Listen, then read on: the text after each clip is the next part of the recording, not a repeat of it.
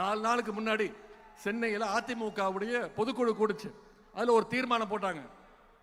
2026 திரு எடப்பாடி பழனிசாமி அவர்களை முதலமைச்சர் ஆக்குவோன்னு அடிமைகள் தீர்மானம் போட்டிருக்கிறாங்க.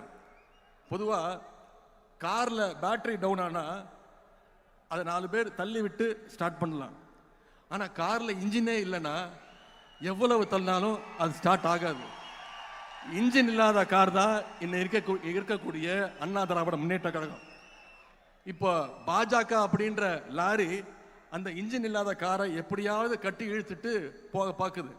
இன்னைக்கு திரு எடப்பாடி பழனிசாமி அவர்கள் சொல்றார், நீதித்துறையை காப்பாற்றணும், தமிழ்நாட்டை காப்பாற்றணும்னு சொல்றார். முதல்ல அவர் காப்பாற்ற வேண்டியது அண்ணா திராவிட முன்னேற்ற கழகத்தை பாஜக கிட்ட இருந்து காப்பாற்றணும்.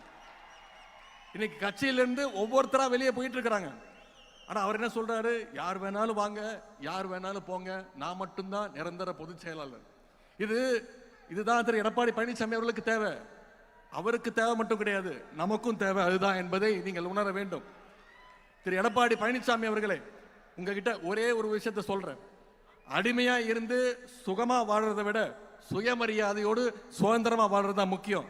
இதோ இங்க இருக்கக்கூடிய எங்களுடைய லட்சக்கணக்கான திராவிட முன்னேற்ற கழகத்துடைய இளைஞரணி தம்பிமார்கள், கருப்பு சிவப்பு இளைஞர்கள் இங்க பாருங்க, சுதந்திரமா இருக்கும், குறிப்பா சுயமரியாதையோடு இருக்கும். அதனாலதான் இன்னைக்கு நம்மளை நோக்கி தமிழ்நாட்டு இளைஞர்கள் தொடர்ந்து வந்துட்டு இருக்கிறாங்க, தங்களுடைய ஆதரவை கொடுக்கிறாங்க.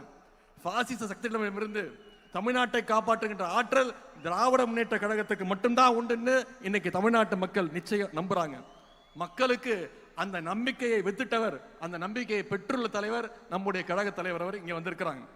கழக தலைவர்கள் மீது மக்களுக்கு இருக்கக்கூடிய அந்த அசைக்க முடியாத நம்பிக்கை தான் பாசிச சக்திகளையும் அடிமை கூட்டத்தையும் அவங்களுடைய கண்களையும் உறுத்திக்கிட்டு இருக்கு.